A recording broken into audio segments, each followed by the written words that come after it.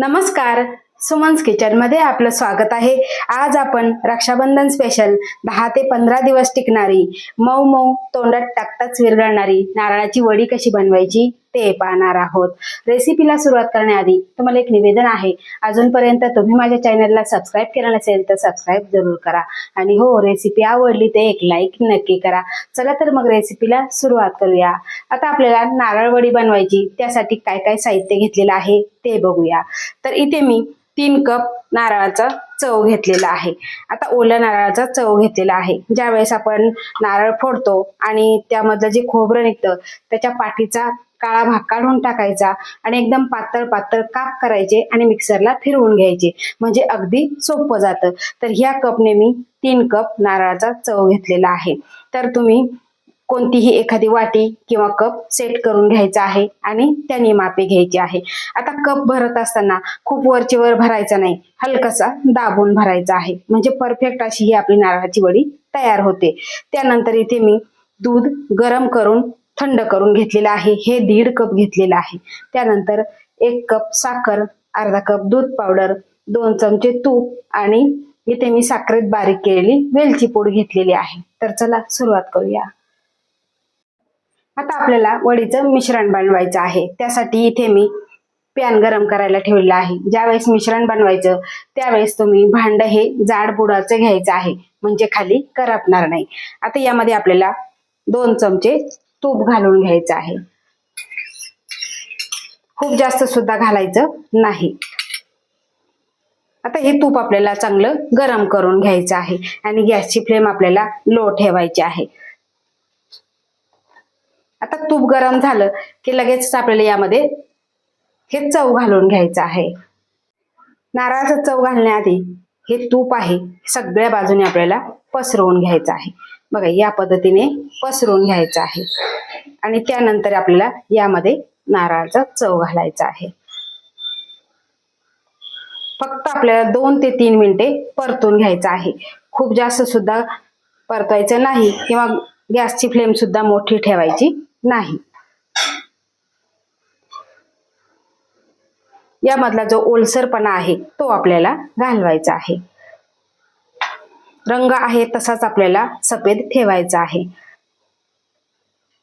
आता ही माझी रेसिपी तुम्ही कोणत्या राज्यातून बघता, कोणत्या गावातून बघता, कोणत्या शहरातून बघता, हे सुद्धा मला कमेंट करून नक्की सांगा।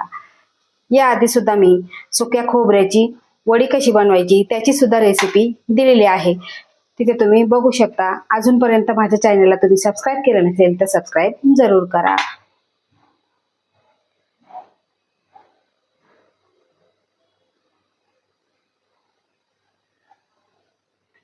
तर इथे आपण 2 ते 3 मिनिटे हा चव आहे परतून घेतलेला आहे।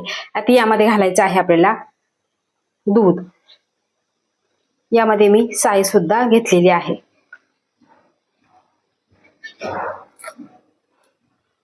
आता हे खोबरं आहे किंवा चव आहे आपल्याला दुधामध्ये शिजवून घ्यायचं आहे। सतत हलवत हलवत आपल्याला शिजवून घ्यायचं आहे।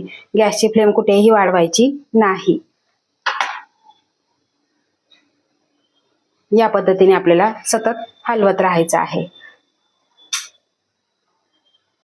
नारळाचा चव हा आपण दुधामध्ये शिजवून घेतलेला आहे आणि पूर्ण दूध हे आटलेलं आहे, तुम्ही इथे बघू शकता। अशा पद्धतीनेच आपल्याला हे शिजवून घ्यायचं आहे, खूप जास्त सुद्धा ओलसर ठेवायचं नाही। आता ह्या स्टेजला आपल्याला घालायचं आहे साखर। आता ही साखर सुद्धा यामध्ये मिक्स करून घ्यायची आहे आणि साखर विरघळल्यानंतर हे मिश्रण पुन्हा पातळ होतं आणि पातळ झाल्यानंतर मंद गॅसवरच आपल्याला हे आटवून घ्यायचं आहे, म्हणजे छान अशी बाइंडिंग येते। बरोबर 3 कप चवसाठी 1 कप साखर आहे, हे परफेक्ट प्रमाण आहे। आता तुम्हाला जर गोड जास्त हवा असेल तर थोडीशी साखर तुम्ही वाढवायची आहे। आता आपल्याला पॅन सोडेपर्यंत, घट्ट गोळा होईपर्यंत हे परतत राहायचं आहे। 1-2 मिनिटांमध्ये साखरेला पाणी सुटायला सुरुवात होते। गॅसची फ्लेम कुठेही वाढवू नका, नाहीतर तुमची जी वडी आहे ती कडक होईल।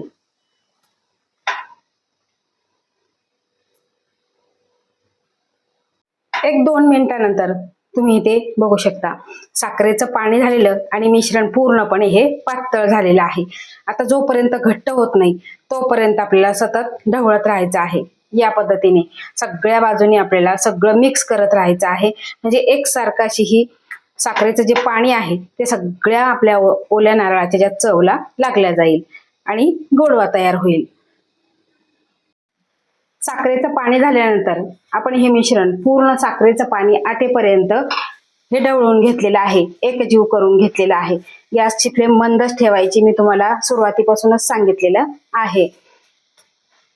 इथे तुम्ही बघू शकता कुठेही साखरेचं पाणी राहिलेलं नाही आणि घट्ट असा गोळा तयार होतोय. या अर्थी समजायचं आपलं मिश्रण इथे तयार झालेलं आहे. आता यामध्येच घालायचं आहे आपल्याला इथे दूध पावडर. आता ही दूध पावडर घातल्यानंतर सुद्धा आपल्याला सगळं हे मिक्स करून घ्यायचं आहे, एकजीव करून घ्यायचं आहे या अशा पद्धतीने.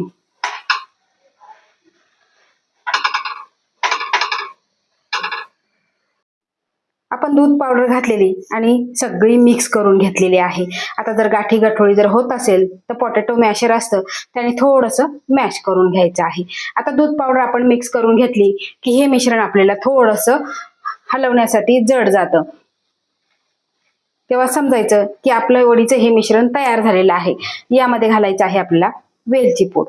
आता गॅसची फ्लेम आपल्याला बंद करायची आणि हे सगळं मिक्स करून घ्यायचं आहे.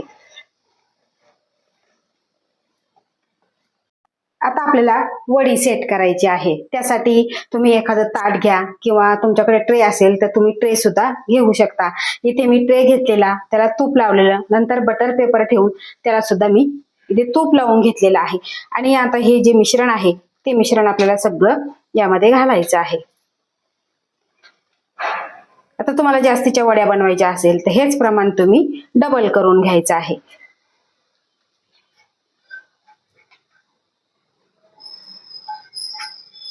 आता हे सगळं मिश्रण मी ट्रे मध्ये घालून घेतलेलं आहे आणि आपल्याला हे प्लेन करून घ्यायचं आहे. वडीचं मिश्रण पूर्ण हे ट्रे मध्ये आपण प्लेन करून घेतलेलं आहे, थापून घेतलेलं आहे. तुम्ही इथे बघू शकता. आता यावरती तुम्हाला काजू, बदाम, पिस्ता किंवा गुलाब पाक सजावटीसाठी घालायचं असेल ते तुम्ही घालू शकता. कारण मला सफेद आवडते त्यामुळे मी सफेदच ठेवणार आहे. यावरती काजू, बदाम काहीही घालणार नाही. आता रूम टेम्परेचर आपल्याला थंड करायचं आहे. तुमच्याकडे जर फ्रीज नसेल तर तुम्ही एक रात्रभर सुद्धा हे रूम टेम्परेचरवर ठेवायचं आहे. आणि ज्या वेळेस तुमच्याकडे जर फ्रीज असेल तर तुम्ही रूम टेम्परेचरवर हे थंड करून घ्यायचं आणि 2 तासासाठी फ्रीजमध्ये सेट करण्यासाठी ठेवायचं आहे. तर इथे आपलं वडीचं मिश्रण पूर्ण सेट झालेलं आहे. तुम्ही इथे बघू शकता. तर इथे जे वडीचं मिश्रण आहे ते मी काढून घेतलेलं आहे. आता आपल्याला वडी कट करायची आहे. आता तुम्हाला कोणाला गिफ्ट द्यायची असेल तर तुम्ही अगदी छोट्या छोट्या कट करून घ्यायच्या आहे.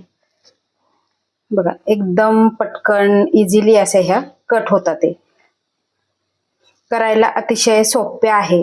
आता आपण एरवी महाराष्ट्रीयन पद्धतीने करतो तर ती वडी कशी बनवतात, फक्त खोबरं परतून घ्यायचं आणि त्यामध्ये साखर घालायची आणि मिक्स करून घ्यायचं, घट्ट होईपर्यंत मिक्स करायचं आणि त्यानंतर सेट करायला ठेवायचं आणि वड्या तयार करून घ्यायच्या आहे. आणि ही पद्धत थोडीशी मी वेगळी दाखवलेली आहे. बघा आता आपण ह्या सगळ्या कट करून घेऊ. अशा पद्धतीने आपल्याला कट करायच्या आहे. तर इथे आपण सगळ्या वड्या कट करून घेतलेल्या आहे. अतिशय सुंदर दिसतात. आता तुम्हाला काही यावरती मी आधीच सांगितलेलं काही गार्निशिंग करायचं असेल तर तुम्ही करू शकता.